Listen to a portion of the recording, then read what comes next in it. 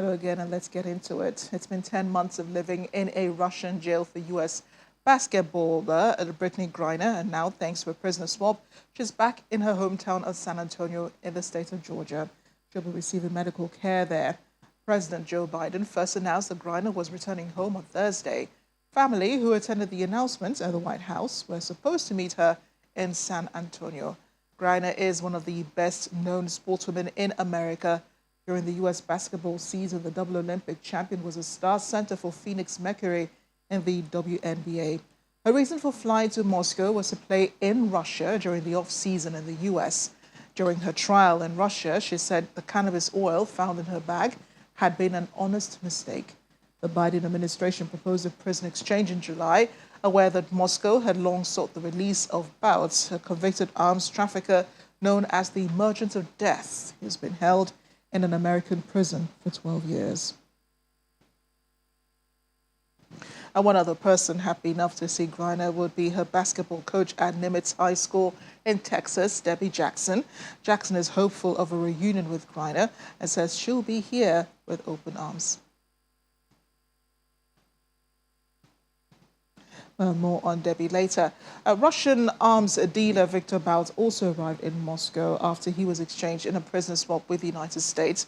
On arrival, he hugged his mother and wife after stepping onto the tarmac. The 55-year-old was given a 25-year prison sentence by a U.S. court in 2012 on charges related to his arms dealing career. He was swapped for U.S. basketball star Brittany Griner, who had been held by Russia since February. He said in the middle of the night he was simply woken up and was told to get his things together, and that was it. Powell came down the steps carrying a large bouquet of flowers before embracing his mother and then his wife.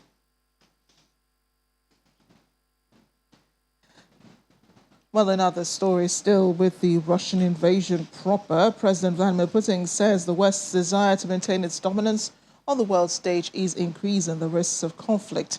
According to President Putin, the potential for conflict in the world is growing. This is a direct consequence of the attempts of Western elites to preserve their political, financial, military, and ideological dominance by any means.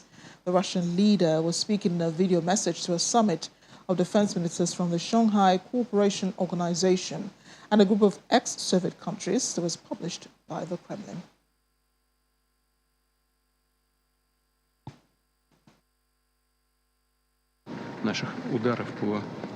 Right now, there has been a lot of uproar about our attacks on the energy infrastructure of the neighboring country.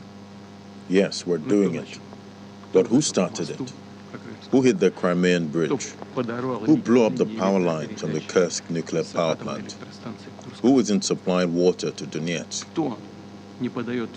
Not supplying water to a city with more than 1 million people is an act of genocide. No one has ever said a word about it. Total silence. But as soon as we move and do something in response, they scream and shout to the whole universe. This will not interfere with our combat missions.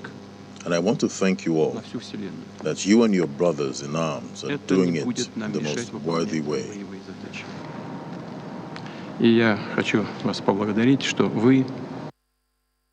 Ukrainian servicemen continue to remove ammunition from former Russian positions in retaking Mykolaiv region villages. The ammunition that can be used is being given to the Ukrainian Armed Forces and National Guard of Ukraine.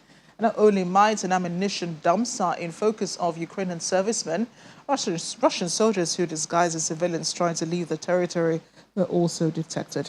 The mines and unexploded ammunition pose danger not only to humans but also to roaming cattle who was left behind free by the local residents who fled the war.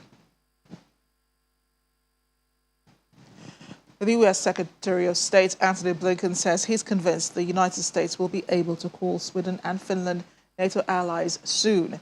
According to him, Turkey's concerns about the two nations joining the alliance are being addressed. Mr. Blinken was speaking at a press briefing following meetings at the State Departments with his Swedish and Finnish counterparts, where he asked if the two nations are already integrating into the work of alliance. All 30 allies signed the accession protocols. 28 of the 30, of course, have ratified them, and we are working toward the additional ratifications. Turkey and Hungary. And I am convinced, based on everything I know, that we will soon be able to call both countries formally our allies. I've got to say I'm further convinced of that by my own recent visit to Bucharest, where we were all around the same table. As it happens, I sat next to both of our colleagues there. Finland and Sweden are already integrating into our work. Turkey has raised concerns, and concerns that are best addressed directly by Finland and Sweden with NATO's assistance as necessary. And as you've heard from both of my colleagues, they've had I think what's been a very good and productive process, working directly with Turkey to try to address the concerns. That resulted in a memorandum of understanding that is being implemented. And concrete steps have been taken by Sweden and by Finland to make good on the commitments that they've undertaken in this process. All of that is moving forward. And again, I have every expectation that both will formally become members soon. Again, this is not a bilateral issue between the United States and Turkey, and it's not going to turn into one. This is a matter of having a process for the entire alliance for new members to come in. As part of that process, one of the members has raised concerns that are being addressed directly by that country and the prospective new members.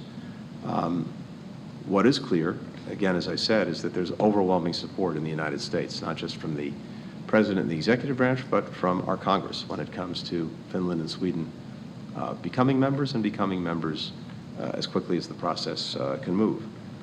We've made that point as a NATO ally to the Turks, and we've noted publicly the readiness of both Sweden and Finland to become members now. Now, at least one person has died after a huge fire ripped through a major complex, a shopping complex that is on the edge of Moscow. Russia's emergencies ministry says arson is being investigated as a possible cause of the fire, but an electrical fault is thought to be a more likely trigger. Video of the blaze showed explosions at the massive Mega Kimki Mall. A mall had housed major Western retail outlets until they pulled out after February's invasion of Ukraine. A fire spread across the roof of the OB Superstore at the complex early on Thursday morning, and at one point covered 18,000 square meters. Firefighters are said to have contained the inferno to an area of just 7,000. We'll revisit our lead story, which is the U.S. basketball star Brittany Griner, who's arrived home in San Antonio, Texas, and is receiving medical care there. She is with family and friends, close family and friends. President Joe Biden had announced Griner was returning home on Thursday. A family who attended the announcement at the White House was supposed to meet her at San Antonio. She was exchanged for Russian arms trafficker known as the Merchant of Death.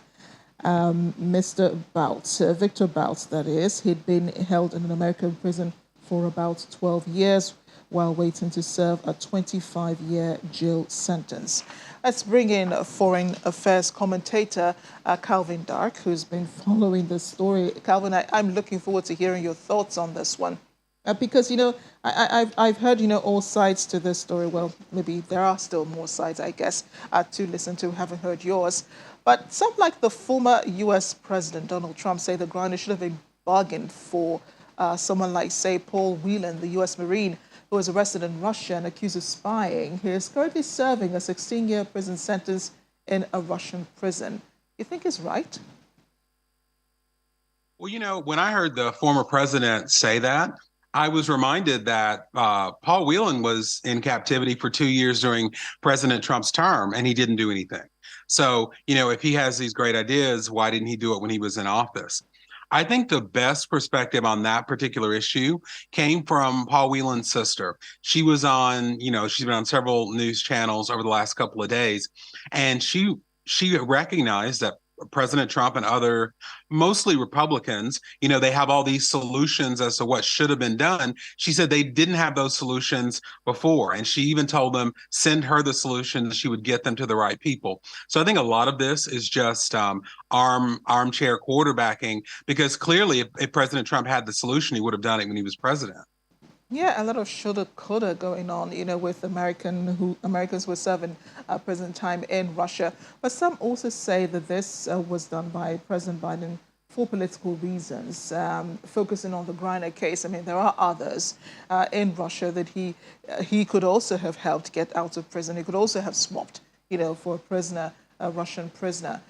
But they also say that it's also because Griner's case is one that pertains to the LGBTQ community who've been wielding political and social influence and power in the United States. Yes. One of the things I always try to remind myself here in DC is that good policy is also good politics. Just because something is both doesn't mean that it's less good policy and that it shouldn't have a political end. I think for President Biden, because of the public pressure, this was a priority for him. And, let's think about this. The midterms have already passed. So I don't think this was a purely political move because it doesn't really help Joe Biden, in any tangible way. It's not like this happened the week before the election. And I also think that this goes back to Paul Whelan. One of the things I think his family recognizes is that with Brittany Griner's celebrity, with all the different groups, LGBT, Black, women's groups, sports groups have been supporting her. Think about it. We wouldn't know, or most Americans wouldn't know Paul Whelan's name had it not been for her celebrity. And I think that's one of the reasons why his family recognizes that, of course, they want Paul Whelan home, but without the celebrity of Brittany Griner, this wouldn't have been the news, not just over the last few days, over the last few months. Yeah, but I mean, there is still some who argue that Whelan was a former Marine. Isn't that celebrity enough? I mean, he's served his country. That should be a good enough reason to at least try to get him out, right?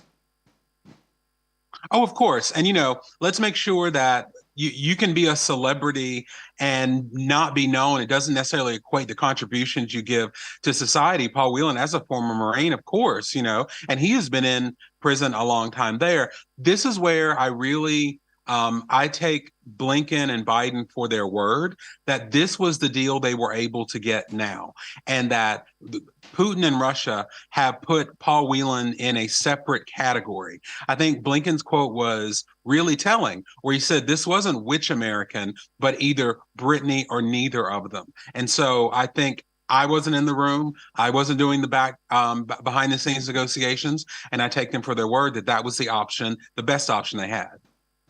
We would have loved to hear your thoughts, Calvin, if you were a fly on the wall in that room when the discussions were going on. But Victor Bout, the Russian arms dealer released for Griner, goes home to a hero's welcome, of course. He's quite important, I think, to the Russian government. He's an arms dealer known as the Merchants of Death. There are other Americans in the prisons. Could they also be bargained? And I want to ask, which Russian prisoner could be worthy of the lives of the Americans who are also languishing in Russian prisons? Well, over this process of the negotiations, the Biden administration had mentioned that there were other possible Russians being held here in the United States that they offered, and that was not something that Putin was willing to accept. We have to remember, we're not dealing with a rational actor. We're not dealing with someone who deals in fairness, okay? And so I do think that going forward, this sets a precedent that Putin thinks he can get a lot for, one of this arms merchant for a basketball player, an American. I hope that isn't repeated in the future, but it's just a reminder of who we're dealing with and that we can't necessarily put rational thinking and logic behind these choices because they're always going to do whatever they can to benefit, his war in Ukraine and all the rest of the things he's trying to do around the world. While I have you here, Calvin, I'd like you to talk a bit more, about President Putin talking about how this war could go, how this could be an extended war. It was something he said yesterday, and then he didn't rule out the possibility of nuclear weapons being introduced in the war. You think that's something he's seriously considering? I think it's something that he realizes must be taken seriously by NATO, the West, the United States. And I think that that's one of the most frustrating things for this conflict, because think about it. Who would have thought 9 months ago we would still be dealing with these types of threats when it comes to Ukraine from Putin and Russia? So I think this is just one of the many reasons why it's going to be really hard to have a negotiated political end to this war and invasion, because Putin, he's using winter coming, energy, threat of nuclear war, and anything else that could be a threat to Europe, NATO, and the United States. And so I think that's something that we're going to have to deal with. So a ninth package of sanctions the EU is preparing, against Russia. We could go as high as 12, 13, 14, 15. How much of an impact do you think it's really having on Russia? I think it is having an impact on the people of Russia, and I think that it's obviously it's not as if they're the only. It's not as Ukraine is the only one suffering. Russia is also suffering from this too. But I'm kind of in the school. There's a lot of fatigue here in the United States on the Democratic and Republican side. It's kind of like, if there's sanctions, put them all on, because the drip by drip by drip doesn't seem to be having the long-term effect that we think it should. And I'm totally for that. Put them all on, and then let's see how Putin and Russia responds. Calvin, thanks again. Appreciate your thoughts and your analysis on the issues. Good to be here. Thank you.